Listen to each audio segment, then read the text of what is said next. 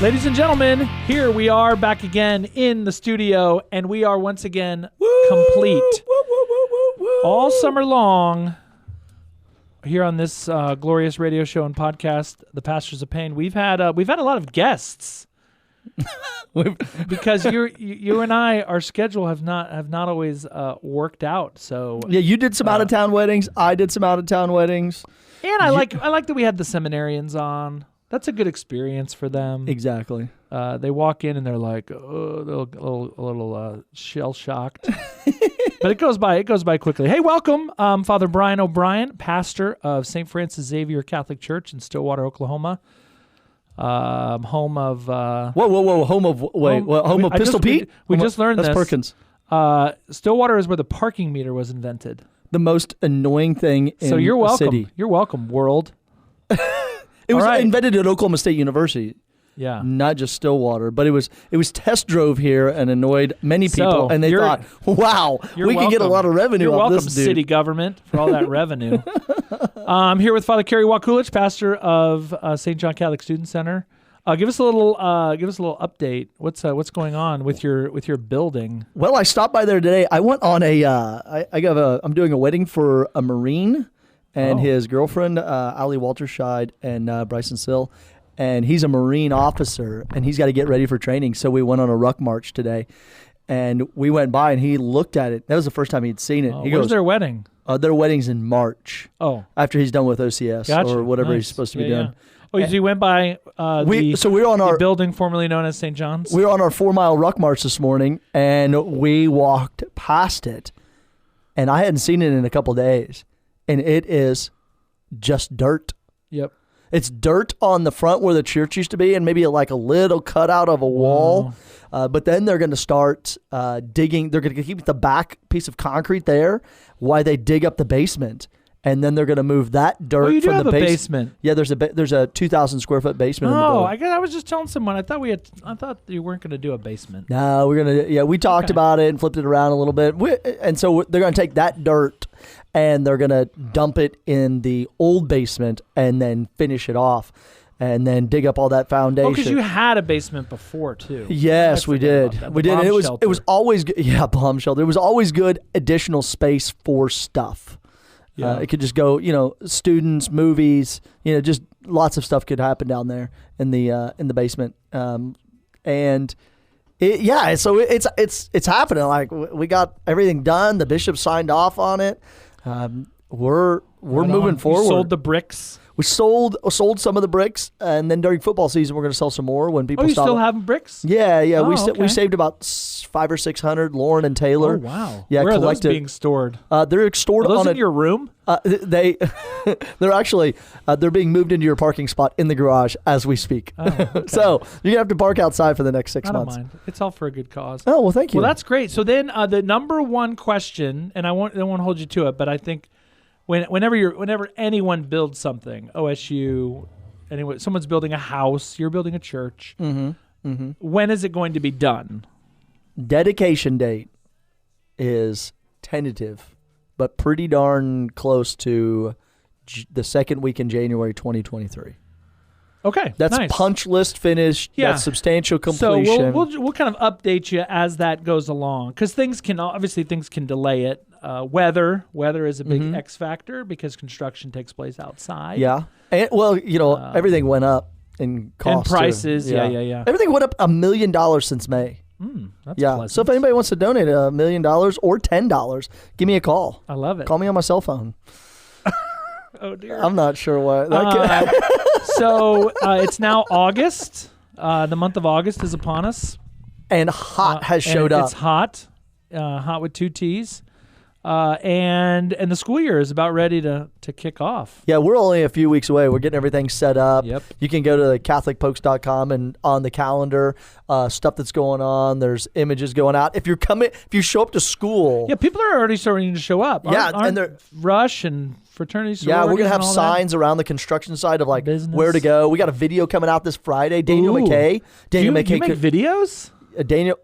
occasionally I star in one, but this one's really cool. Oh, this will be like a professional video. Yeah. This is not you me and with your phone. This is not me with a handy cam. So Daniel McKay made this really great video, which we're going to see Friday. Kind of see the finishing touches of it, and it goes between all the sites where we're doing campus ministry. It's going to have little bits of info, and it's like the little video is like a minute and 10 seconds long. Oh, nice. Yeah, so people can be like, oh, this is where I go to mass. This is where this is. This is like we're going to be using New St. Francis at 4:00 with student supper afterwards.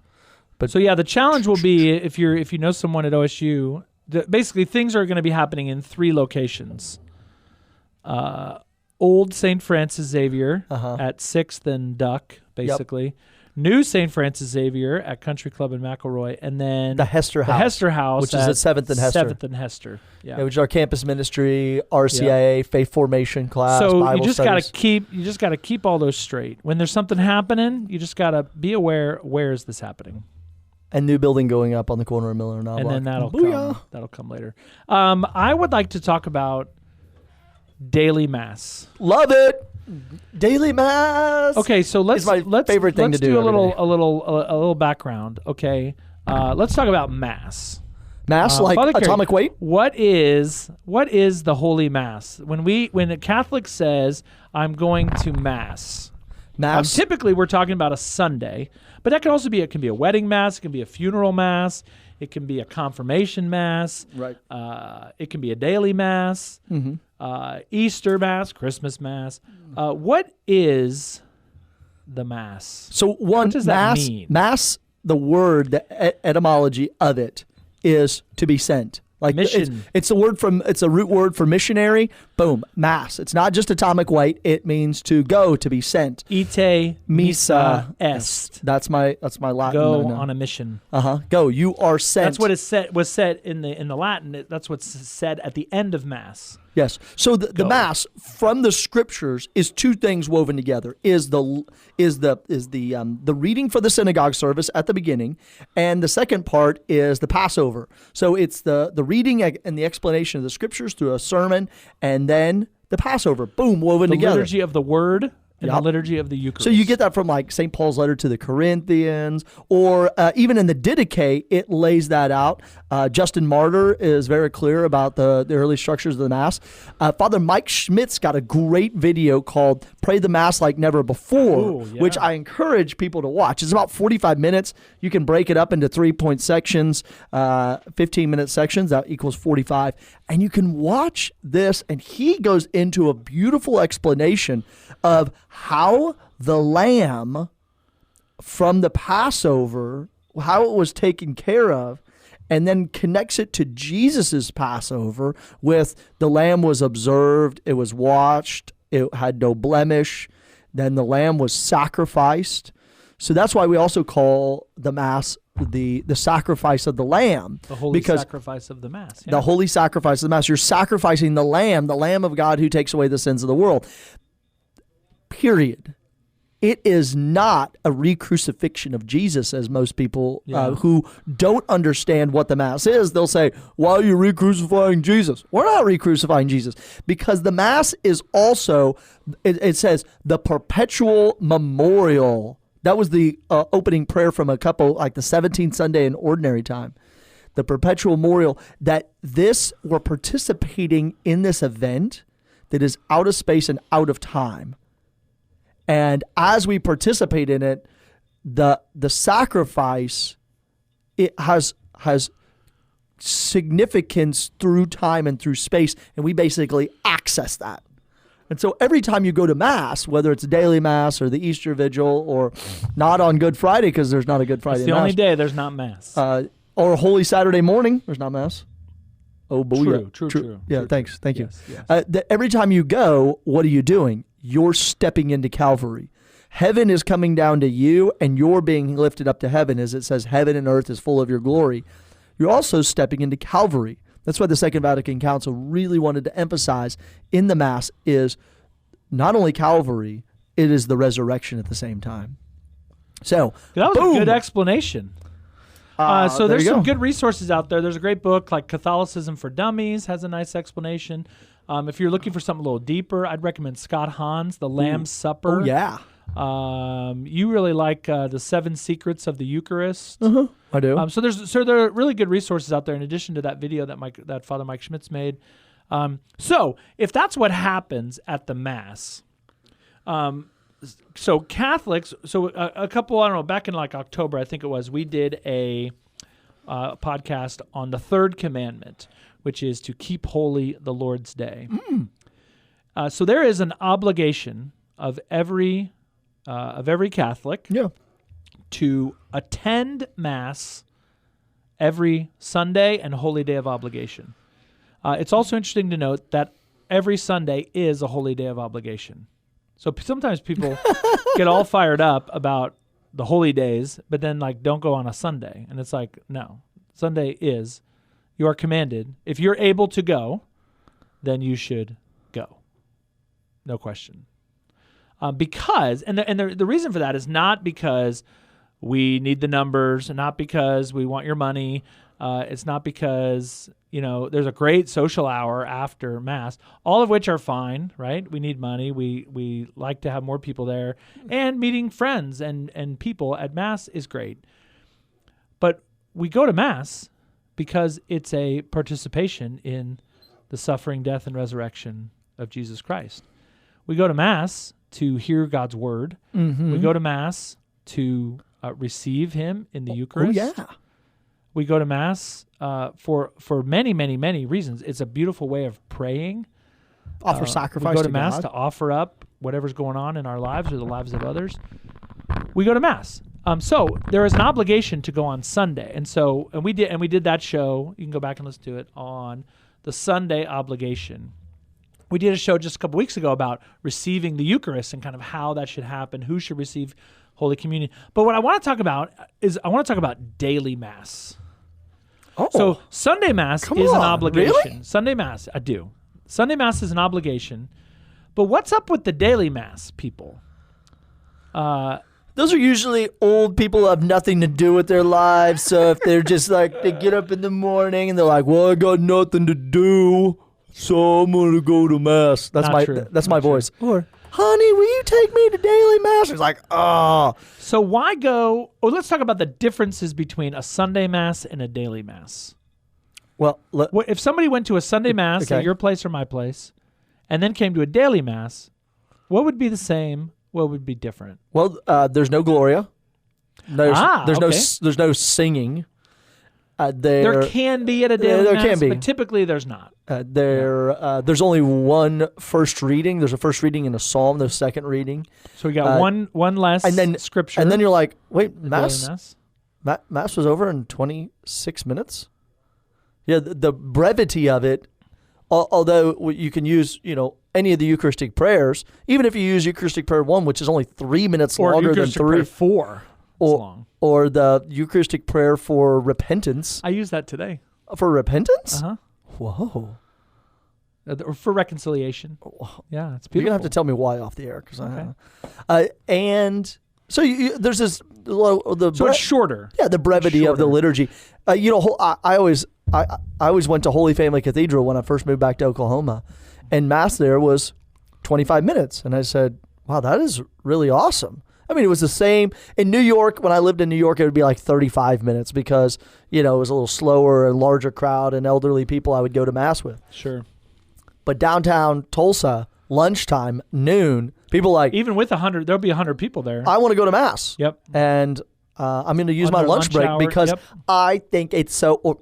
these people who work downtown think the Mass is so important to their life and to like nourishing them when they go to work and working with their staff that why wouldn't I go? Right. So it's shorter. There's typically not music. There might be some chanting a little bit here, Entrance here antiphon. and there. There's less scripture. And generally that's the difference between a Sunday Mass and a daily Mass. I know a lot of people who certainly enjoy coming and see the value in Sunday Mass, but I think a lot of people actually pray better at daily Mass because it's kind of quieter. Okay. There are less people. So anyway, these are all kinds of reasons. What we want to do in this episode really is just encourage people to come to daily mass. I would make the argument that if you come to daily mass, that it will change your life for the better. I want to know something. When did you start going to daily mass? So for me, daily mass, and when I say daily mass, so there's people who literally go every single day. For most people, that's either not a priority or not possible. So daily mass can also be, hey, I go twice a week to daily mass. I go once a week to daily mass. Daily mass for me started to become a thing actually in college. Okay. There was a Wednesday. I would go on Sundays, and then I would go every Wednesday. There was kind of a noon mass in the Jesuit community at Boston College that was very popular among students. A lot of my friends would go, and then we'd go to lunch. Oh, sweet. So for me, that was really my first foray into the world of daily mass. Then when I started to really discern the priesthood, I was teaching at Bishop Kelly High School in Tulsa. I would go probably 3 days a week. Where'd you go? Either at Bishop Kelly, or I would go like to an evening. Christ the King in Tulsa had evening 5:30. Okay. And then when I became a seminarian, daily mass then became both. There's kind of an expectation of our seminarians. Oh yes. Hey guys, go to daily mass. Yeah, it would not be a sin if you didn't. Right. It would be on Sundays, but it just became. That's where it really became part of my life. So that was 19 years ago. And what did it do to your? I mean, first it was just like, hey, let's go to a little daily mass and then lunch, and then like, when did it be like, wow, okay, the beauty there's some of substance daily mass, to this. So one, I think it gives your life rhythm. It gives you something to look forward to. I knew that, when I was teaching, like in the course of a busy day of teaching and coaching, I knew I was going to have at least, now hopefully there's more, but I was going to have at least about 30 or 35 minutes of really good prayer, of time with the Lord, to hear his word, to be fed by the Eucharist. I just knew that was going to be coming, and that was very important to me. So just that daily rhythm, I think, is very important. A lot of times in and around daily mass, there's the opportunity for confession, which was also helpful to me and continues to be. I just loved it. And it was actually very important in my discernment. Like as I started to go to daily mass more, I felt in myself a more of a longing to be united more closely to the Lord and to his church.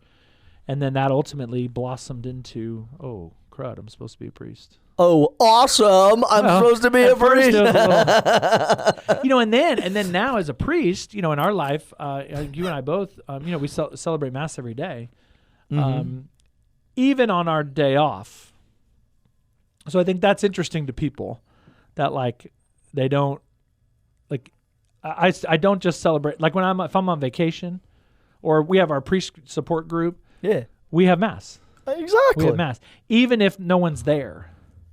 Right. I have Mass, probably it ends up being once a month with nobody, with just me. And a billion saints and angels and the Holy Trinity, so the chapel is busting at the seams. But I think some people find that kind of like, just you? Like, why don't you... Well, one, it's a day of rest, so I'm not going to publicize it and give a homily, and it's meant to be a day of rest. But that does not mean a day of rest from prayer. That does not mean a day of rest from... Why would I not? I'm a priest. I can celebrate Mass. Why would I... Yeah. Why would I go a day?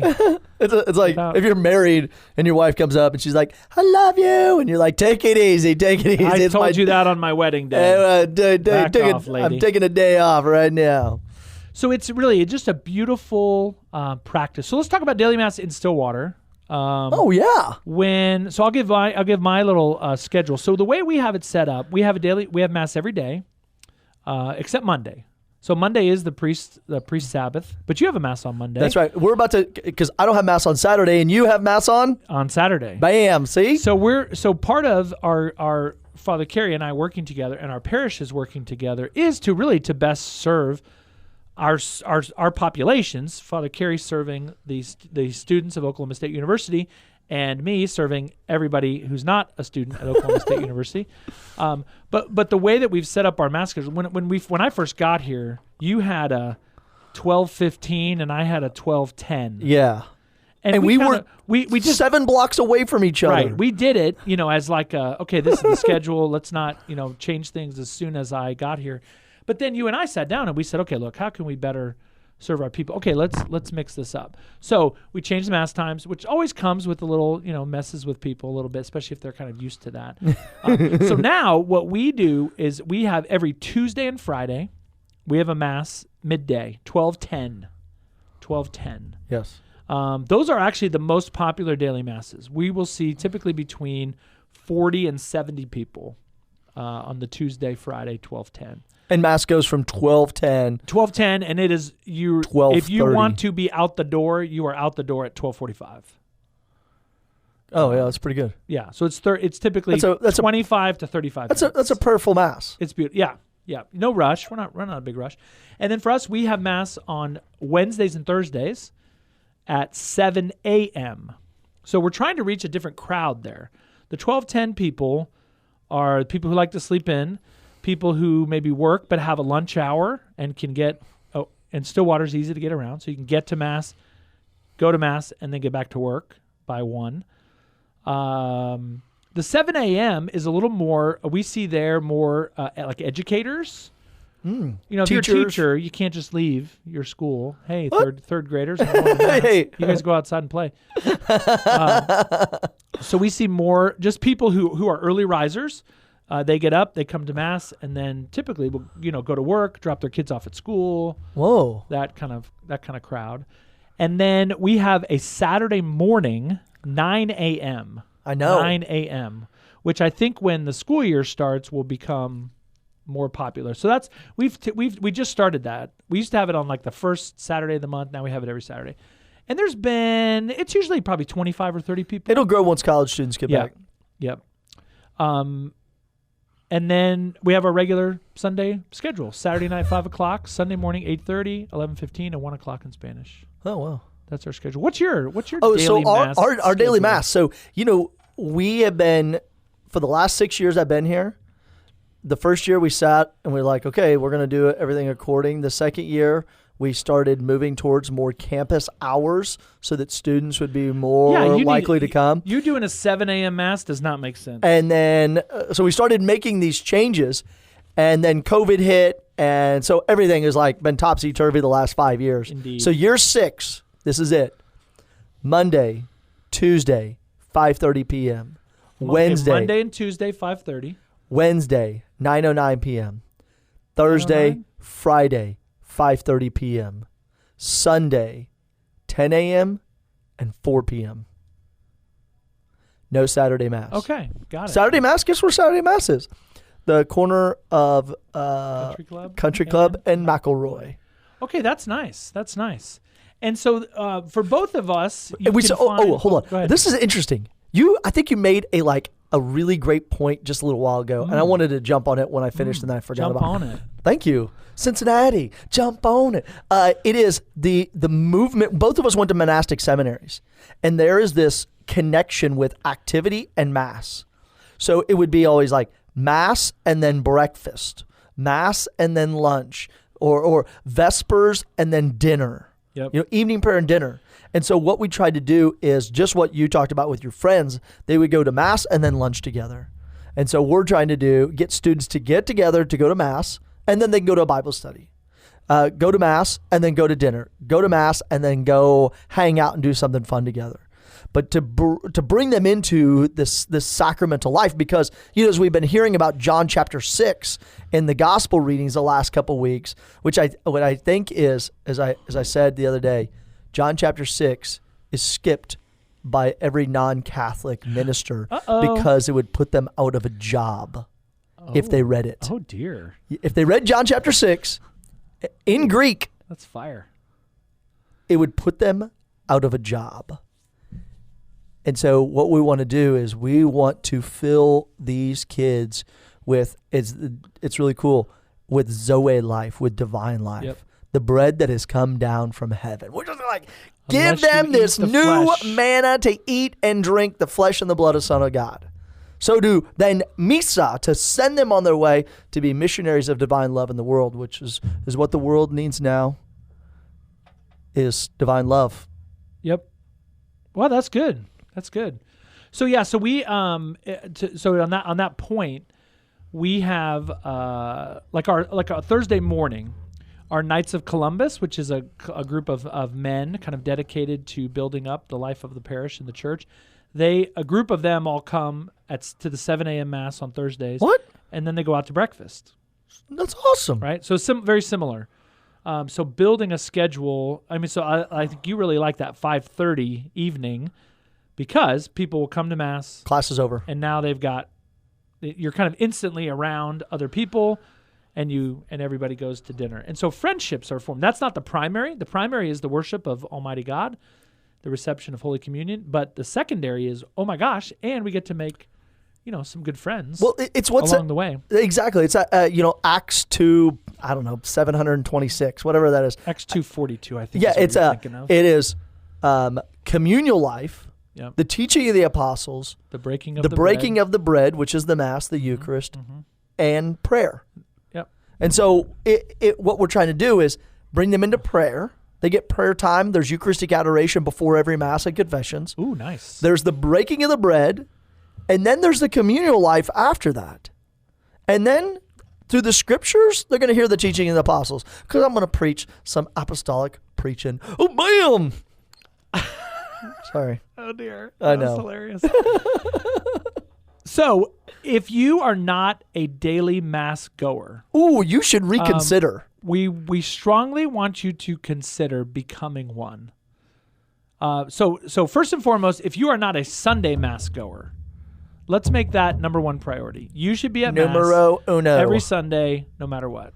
Baby, come back. Now, if you're obviously if you're ill, if you have COVID, if you just had a baby, Call your parish priest There are and reasons, get him- but we also if you can't come to Sunday Mass for a very good reason, Call your priest. Then let us know so we can come and visit you and bring you Holy Communion. Oh, yeah. Wherever you may be. But so Sunday Mass, number one priority. But then daily Mass is not an obligation. You don't have to. But why wouldn't you? It is beautiful. It is beautiful. It will help you spiritually. Bring your children, babies, older people, teachers, whoever you may be, sinners and saints alike. Most of us are more on the sinner side.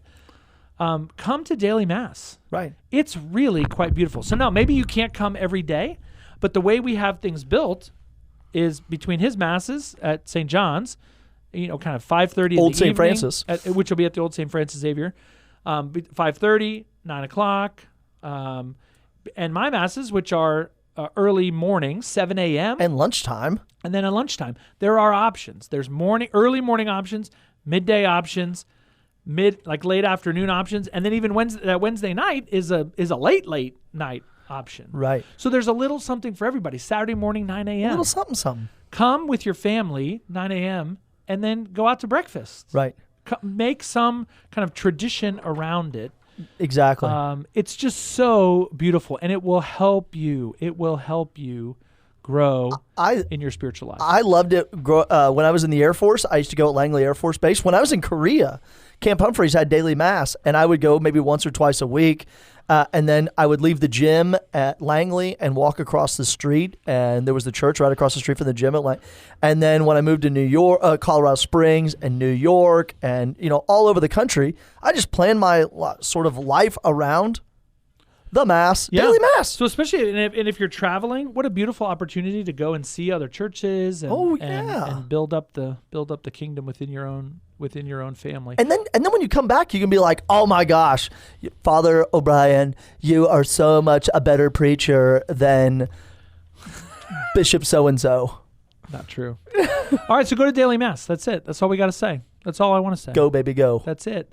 Happy August. We're the Pastors of Pain. We're glad you're with us, and we'll see you Sunday and during the week for the holy sacrifice of the Mass. Peace.